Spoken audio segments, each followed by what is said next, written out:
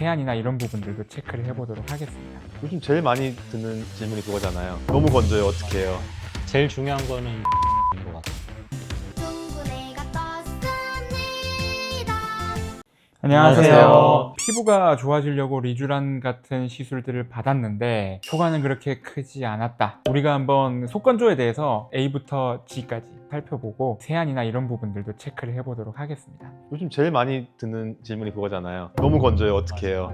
제일 중요한 거는 세안법인 것 같아요. 특히나 가을 겨울철이 되면 알러지보다는 속건조를 호소하시는 분들이 확연히 많아집니다. 동절기에 공기 자체의 수분감도 많이 떨어지고요. 그리고 무엇보다도 요즘 건물이나 이런 데서 온돌 난방보다는 공기 난방들을 많이 하면서 더 건조해지는 상황이 생기는 것 같아요. 예를 들어서 살을 빼려고 PT를 받고 운동 열심히 하고 집에 와서 라면을 먹으면 아무런 효과가 없는 것처럼 우리가 아무리 값진 시술을 받으셔도 보수적인 부분들이 시너지적인 효과를 만들어주지 않으면 그 효과가 많이 떨어져서 저는 꼭 속건조를 호소하시는 분들한테 너무 값비싼 시술에만 의존하지 마시고 생활 습관적인 부분들부터 체크를 해보자, 그렇게 말씀을 드리기도 하거든요.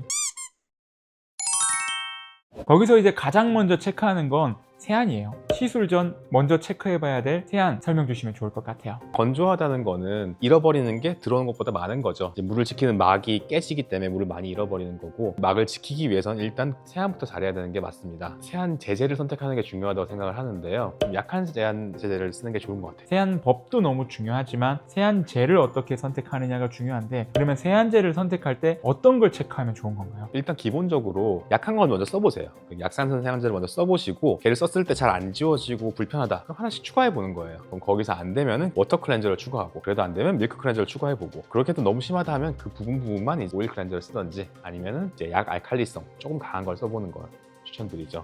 약하다는 게 어떤 의미예요? 약한 거의 기준이 뭔지가 궁금해요.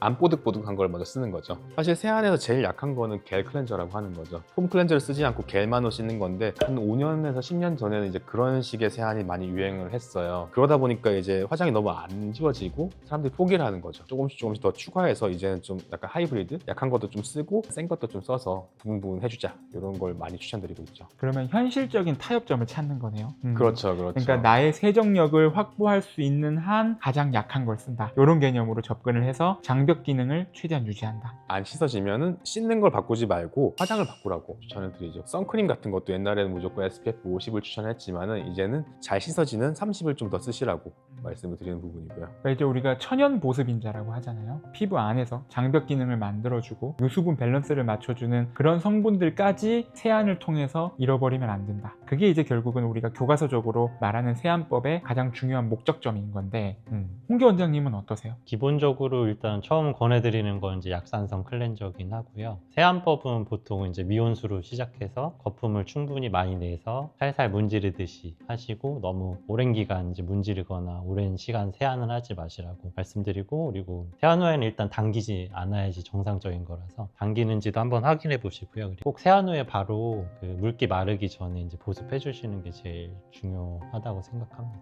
얼굴에 이제 기초 수분 물 세안을 하지 않고 그냥 거품을 내서 바로 시작해야 파이팅 있는 세안이 된다. 저는 충분한 물 세안으로 얼굴을 부드럽게 소화시킨 뒤에 세안을 하시는 걸 추천을 드리고, 그렇게 거품을 내서 맨 얼굴에 하시는 건 피부 장벽 기능을 너무 떨어뜨리는 행위라고 생각이 돼요.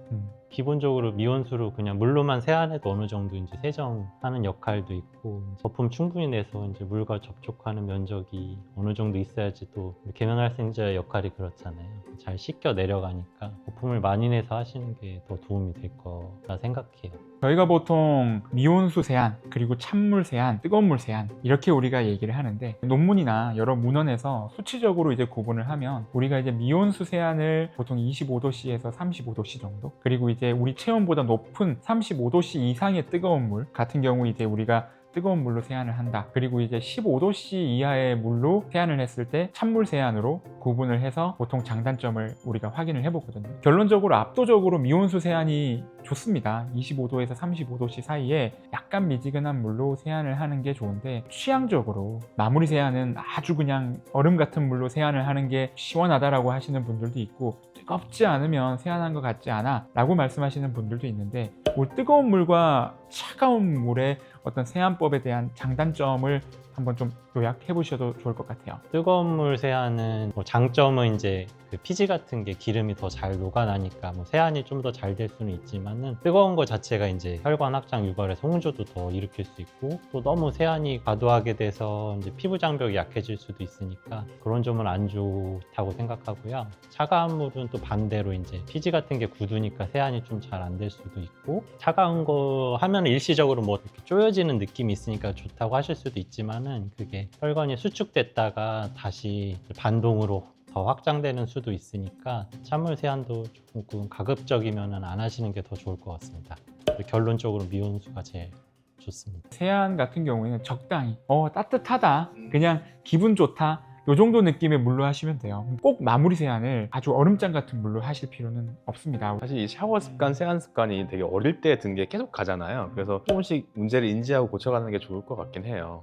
피부과에 와서 사실 세안제에 대한 교정은 많이 했어요. 계면활성제가 많이 함유되어 있는 그 제품을 상당히 선호하고 많이 썼었거든요. 옛날에 다들 썼어요. 막 일본 가면은 7개씩 8개씩 사오고 그랬었거든요. 그런 것들을 많이 교체를 했었고, 근데 이제 온도적인 부분이나 샴푸에 들어가 있는 계면활성제에 대한 부분은 저도 확실히 반성해야 될 부분이 있는 것 같아요.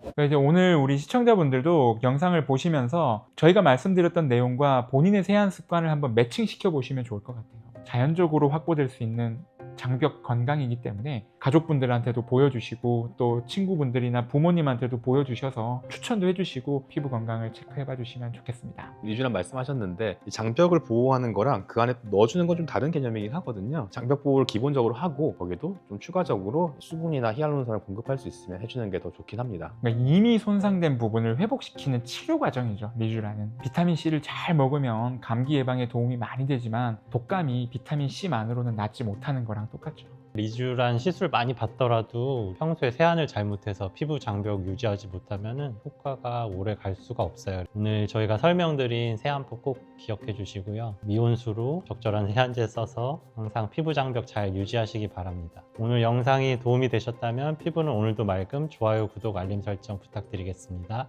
감사합니다.